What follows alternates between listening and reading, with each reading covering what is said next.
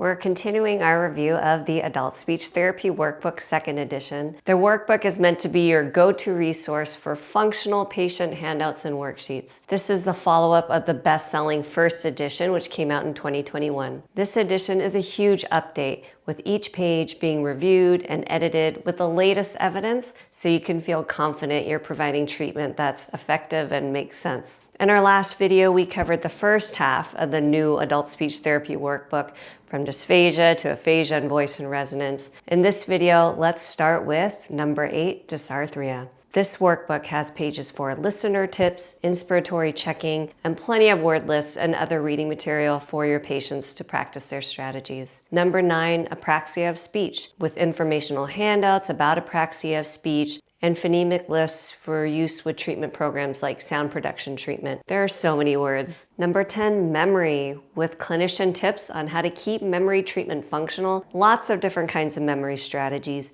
and pages of functional worksheets related to time, medication, and financial management. Number 11, attention. This is a new chapter, again with evidence-based and actionable evidence on how to keep treatment functional, along with attention strategies and worksheets from very simple to complex. Number 12, executive functioning, with templates for time management, worksheets for social communication, and lots of pages for problem solving. Finally, number 13, visual neglect, with some strategies and plenty of functional treatments for your patients to practice those strategies. The workbook ends with all of our references. You could learn more about the workbook and about adult speech therapy at adultspeechtherapy.co. Our mission is to help you feel confident on the job so life feels more enjoyable, and we hope that the workbook 2nd edition helps you get there.